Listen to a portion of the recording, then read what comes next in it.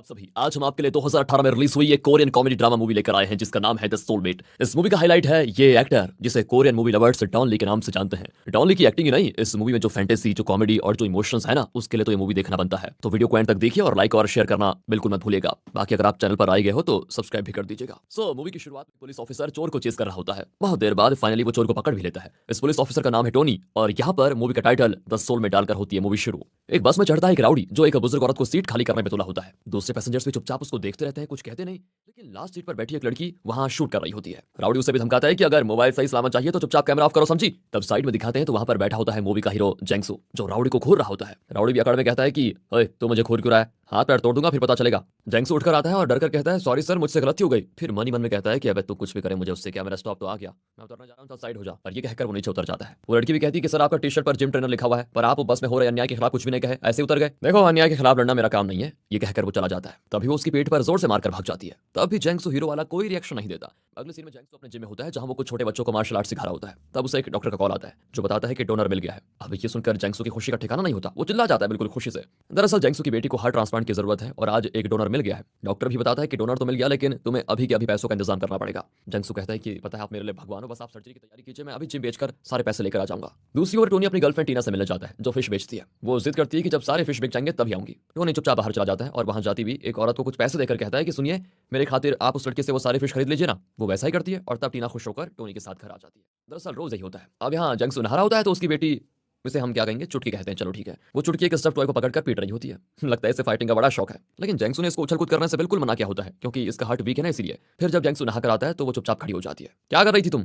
कुछ नहीं पापा, मैं तो बस कब से यहाँ चुपचाप खड़ी हूँ। पर जेंगसू को पता चल जाता है तो वो डांटता है कि कितनी बार समझाया है तुम्हें, इस तरह मत खिला करो, तुम्हारा हार्ट वीक है। वो बेचारी उदास हो जाती है। जेंगसू समझाता है कि जब तुम्हारा ऑपरेशन होगा तब तुम ठीक हो जाओगी और फिर जितना मर्जी तब खेल लेना। तब जाकर लड़की खुश होती है। अब जेंगसू उसे स्कूल के लिए रेडी करता है। कुछ साल पहले जेंगसू की वाइफ की डेथ हो गई थी और तब से वो बेचारा अकेला ही बेटी की देखभाल करता है। वो उसे स्कूल लेकर जाता है तो वो भागने लग जाती है। फिर जेंगसू उसे धीरे धीरे जाने को कहता है और अपना सीना पकड़कर धीरे धीरे वो चलने लग जाती है। यहाँ दिखाते हैं तो एक आदमी पुलिस स्टेशन आकर टोनी पर चिल्लाता है कि कितने दिन हुए कंप्लेंट दिए हुए पर आज तक तुम लोगों से मेरा कुत्ता नहीं ढूंढा गया, पुलिस क्या सो रही है तब से। पर टोनी शांत होकर कहता है कि सर आप हमें थोड़ा टाइम तो दीजिए, हम जरूर आपके कुत्ते को ढूंढ निकालेंगे, हम जरूर ढूंढ निकालेंगे आपके बेटे को, आई मीन सॉरी आपके कुत्ते को। उस रात टोनी कुत्ता ढूंढने निकल जाता है। वो हार्बर के पास पहुंचता है तो कुछ आदमी लड़कियों को किडनैप करके कहीं ले जा रहे होते हैं। टोनी उनकी गाड़ी को फॉलो करके एक टनल में पहुंचता है पर वहां जेंगसू खड़ा होता है। टोनी कहता है कि मुझे ये गाड़ी चेक करनी है, पर जेंगसू कहता है देखिए मैं एक जिम ट्रेनर हूं, मैं वो नहीं हूं जो आप सोच रहे हो। ये कहकर वो गाड़ी लेकर निकल जाता है। अगले दिन जेंगसू चुटकी को स्कूल छोड़कर चला जाता है। तभी टोनी देखता है कि चुटकी स्कूल के बजाय पास की एक बिल्डिंग में जा रही है, लेकिन अभी तो उसको जेंगसू को फॉलो करना है, वो ज्यादा इंपॉर्टेंट है, इसलिए वो जेंगसू के पीछे चला जाता है। गाड़ी ठीक जिम के आगे रुकती है तो टोनी जल्दी से उस गाड़ी की फोटो खींच लेता है। जेंगसू जब उसको देखता है तो डांटता है उसे कि तुम मेरी गाड़ी के पास कर क्या रहे हो, लेकिन टोनी बिना कुछ कहे निकल जाता है। फिर वो सुपरमार्केट में कुछ खरीद रहा होता है तो सामने एक क्लब के कुछ आदमी निकलते हैं।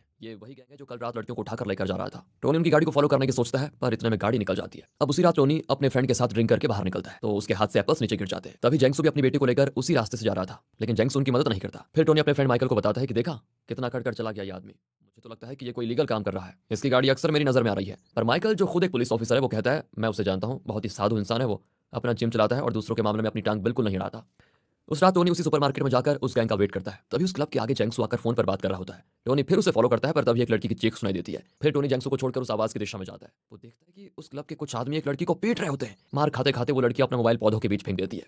टोनी ये सब कुछ देख लेता है लेकिन वो कुछ कर नहीं पाता क्योंकि वहां पर कई आदमी होते हैं। तो गैंग उस लड़की को टॉर्चर करते हैं कि कहां है तुम्हारा मोबाइल। टोनी समझ जाता है कि जरूर उस मोबाइल में कुछ तो है। वो चुपके से लड़की का मोबाइल उठा लेता है। फिर टोनी और माइकल उस मोबाइल को कंप्यूटर में कनेक्ट करके देखते हैं और उसमें पता चलता है कि उस गैंग ने कई लड़कियों को किडनैप करके रखा हुआ है और इस लड़की ने उनकी वीडियो ली थी, इसलिए वो उस लड़की को टॉर्चर कर रहे थे। इसी बीच टोनी को एक कॉल आता है। दरअसल टोनी एक घर खरीदना चाहता था और आज उसे उस घर की चाबी मिलने वाली है। वो चाबी लेने जाता है और बहुत ही खुश भी होता है। तो माइकल उसको एक पार्किंग लॉट में बुलाता है जहां पर कोई एविडेंस मिला है। टोनी भी वहां जाता है। यहाँ दिखाते हैं तो जेंगसू अपनी बेटी के लिए एक टॉय खरीद कर लाता है और उसकी गाड़ी वहां होती नहीं। वहां पर एक नोटिस होता है कि तुम्हारी गाड़ी को हम टो करके लेकर गए हैं, पुलिस स्टेशन आकर ले लो। जेंगसू को बड़ा गुस्सा आता है क्योंकि उसने ठीक जगह पर पार्क किया था। तभी वो टोनी को देखता है और उसे लगता है कि ये काम टोनी का होगा, ये पता नहीं मेरी गाड़ी के पीछे क्यों पड़ा रहता है। ये सोचकर जेंगसू उसके पीछे भागता है। टोनी अपने फ्रेंड माइकल के बताए हुए पार्किंग लॉट में पहुंच जाता है पर वहां माइकल नहीं बल्कि एक गैंग होती है जो टोनी को मारते हैं कि मेमोरी कार्ड कहां है। टोनी कैसे भी करके उनसे बचकर भागता है लेकिन एक गाड़ी के नीचे आ जाता है। तब माइकल आता है जो खुद इस गैंग से मिला हुआ था। वो उन्हें डांटता है कि मैंने तो सिर्फ मेमोरी कार्ड लेने को कहा था, तुम लोगों ने इसे मार क्यों दिया। एंड वक्त पर जेंगसू आता है पर वो जेंगसू को भी मार कर निकल जाते हैं। फिर एम्बुलेंस आती है और टोनी और जेंगसू को हॉस्पिटल ले जाया जाता है। टोनी तो बेचारा कोमा में चला गया था पर चौंका देने वाली बात यह है कि टोनी की आत्मा उसके शरीर से बाहर निकल चुकी थी। उसकी आत्मा बहुत परेशान होती है कि अब मेरा क्या होगा, मैं बचूंगा या फिर नहीं। वो हर किसी के सामने जाकर पूछता है क्या मैं आपको दिखाई दे रहा हूँ। अगली सुबह जेंगसू को होश आता है और वो उठने की कोशिश करता है। नर्स कहती है देखिए धीरे से उठिए, आपके सर में गहरी चोट आई है। वो अपनी बेटी से मिलना चाहता है लेकिन पता चलता है वो रात भर अपने पापा के पास बैठी थी। जेंगसू कहता है तुम्हें रात को जागना नहीं चाहिए बेटी, एक काम करता हूँ मैं तुम्हें अपने दोस्त के घर भेज दूंगा, वो तुम्हारा अच्छे से ख्याल रखेगा। फिर जेंगसू बाहर आता है तो टोनी की आत्मा उसके सामने खड़ी होती है। जिसको देखकर जेंगसू तो डर कर भाग जाता है। मतलब जेंगसू को टोनी की आत्मा दिख रही है। वो फिर जेंगसू के सामने जाकर पूछता है, क्या तुम मुझे देख सकते हो?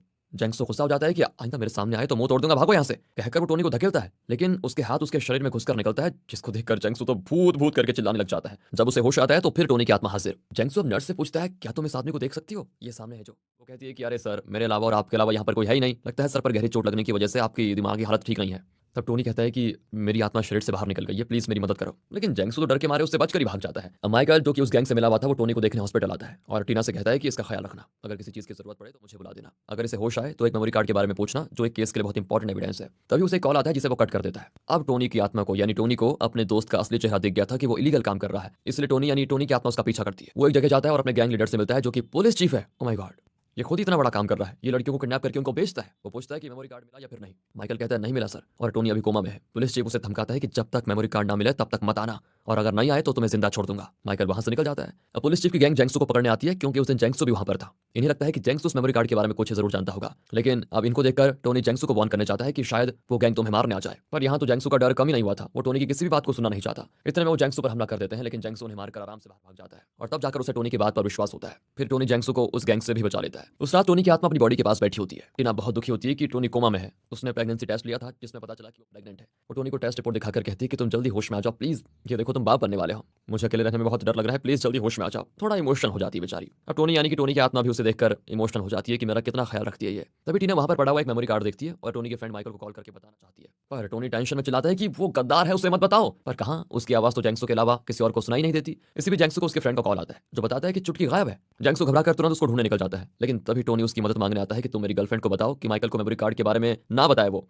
अब जेंगसू खुद अपनी बेटी को लेकर परेशान है और इस समय वो टोनी की मदद करने की हालत में बिल्कुल नहीं होता। वो चुटकी को हर जगह ढूंढता है लेकिन वो कहीं नहीं मिलती।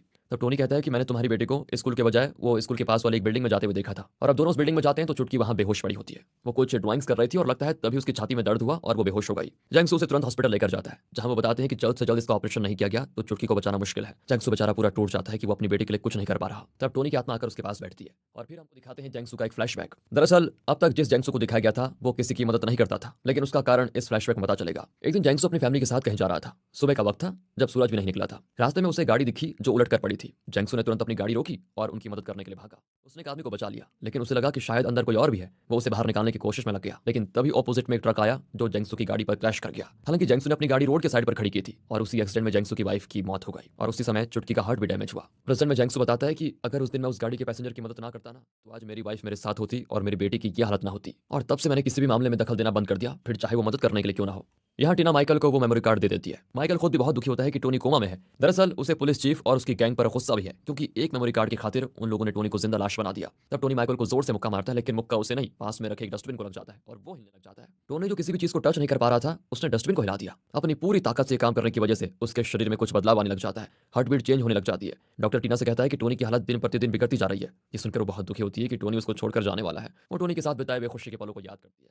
टोनी भी उसके पीछे पीछे चलता है। तभी अचानक एक गैंग टीना को पकड़कर गाड़ी में लेकर जाती है। बेचारा टोनी कुछ नहीं कर पाता। यहाँ जेंगसू खुद परेशान है कि उसकी चुटकी के लिए सर्जरी के पैसे नहीं मिल रहे और ऊपर से डोनर का हार्ट अब किसी और को दे दिया गया है। इसी बीच टोनी टीना को बचाने के लिए जेंगसू से मदद मांगता है, लेकिन जेंगसू कुछ नहीं कहता। टोनी हार मानकर चला जाता है, लेकिन तब जेंगसू उसे रोककर उसकी मदद करने को तैयार हो जाता है। टोनी ने उस गाड़ी का नंबर देखा था और उसके जरिए वो उस गाड़ी को और उसके लोकेशन का पता लगाते हैं। वहाँ पुलिस चीफ ने टीना को बांध कर रखा होता है। दरअसल माइकल, जो टोनी की हालत के लिए पुलिस चीफ को जिम्मेदार मानता है, उसने पुलिस चीफ को मेमोरी कार्ड देने से बिल्कुल इनकार कर दिया। इसीलिए इन लोगों ने टीना को किडनैप किया ताकि माइकल को धमकाकर वो मेमोरी कार्ड वापस ले पाए। इसी बीच जेंगसू, उसका फ्रेंड और टोनी तीनों हार्बर पहुंचते हैं। वहां अंदर जाने के लिए वो एक लीवर दबाते हैं, लेकिन ऊपर से बर्फ गिरने लगती है। लगता है ये गलत लीवर था। टोनी अंदर जाकर टीना को ढूंढता है और तब एक कमरे में उसे कुछ लड़कियां दिखती है जिन्हें पुलिस चीफ ने किडनैप करके रखा हुआ था। वो तुरंत जेंगसू को बताता है और फिर वो पुलिस चीफ के आदमी को मारकर उन लड़कियों को छुड़ा लेता है। लेकिन इसी बीच पुलिस चीफ का एक आदमी बचकर भागता है। टोनी उसे फॉलो करके पुलिस चीफ की जगह का पता भी लगा लेता है और जेंगसू को बताता है। फिर जेंगसू वहां जाकर पुलिस चीफ को इतना पीटता है कि क्या कहें। इतने में वहां पर पुलिस भी आ जाती है और वो जेंगसू को पकड़ लेते हैं क्योंकि पुलिस चीफ तो इनका सीनियर ऑफिसर है। इतने में माइकल क्राइम डिपार्टमेंट के ऑफिसर्स को वहां ले आता है। दरअसल माइकल बहुत गिल्टी फील कर रहा था कि उसकी वजह से टोनी की यह हालत हुई है, इसलिए वो सरेंडर हो गया और उसने क्राइम डिपार्टमेंट को पुलिस चीफ की सारी लीगल एक्टिविटीज के बारे में इन्फॉर्मेशन दी।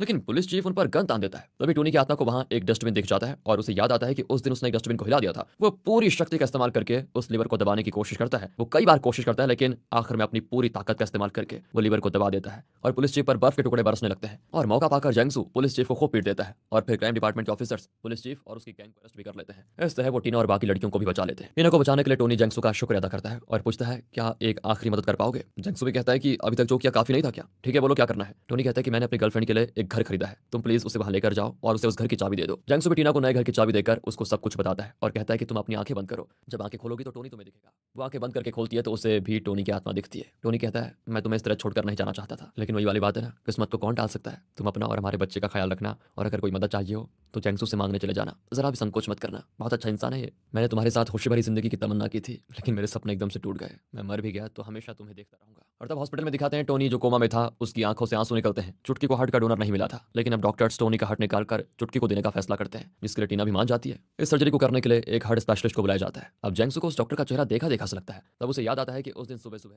जब वो अपनी फैमिली के साथ कार में जा रहा था तो उसने कार एक्सीडेंट में फंसे आदमी को बचाया था। डॉक्टर को भी जैंगसू का चेहरा देखा देखा सा लगता है। वो पूछता है मैंने आपको कहीं पहले देखा है। जैंगसू बताता है कि कुछ साल पहले आपका एक्सीडेंट हुआ था, मैंने आपको कार से निकालकर एम्बुलेंस को बुलाया। ओह हाँ, मुझे याद आया। दरअसल जब मुझे होश आया तो मैंने सबसे पूछा कि मुझे किसने बचाया, लेकिन मुझे तुम्हारे बारे में किसी ने कुछ नहीं बताया। वैसे वो बच्ची तुम्हारी लगती कौन है जिसका ऑपरेशन चल रहा है। जैंगसू कहता है वो मेरी बेटी है। डॉक्टर कहता है अब वो तुम्हारी बेटी नहीं मेरी भी बेटी है, तुम बिल्कुल फिक्र मत करो, इस सर्जरी के लिए मैं एक भी फी नहीं लूंगा और तुम्हें पैसों की चिंता करने की कोई जरूरत नहीं है। कहकर वो ऑपरेशन थिएटर में जाता है और ऑपरेशन ठीक ठाक करके चुटकी को बचा लेता है। इतने साल से जैंगसू जिस मदद के लिए खुद को कोस रहा था, उस दिन अगर वो अपने काम से काम रखता ना तो उसकी वाइफ जिंदा होती। पर आज वो रियलाइज करता है कि उस दिन उसने जो मदद की थी, आज उसकी मदद नहीं, आज उसकी बेटी की जान बचाई। कुछ दिन बीतते हैं और एक दिन जैंगसू बस में जा रहा होता है, तभी वही राउडी एक और बुजुर्ग को तंग कर रहा होता है।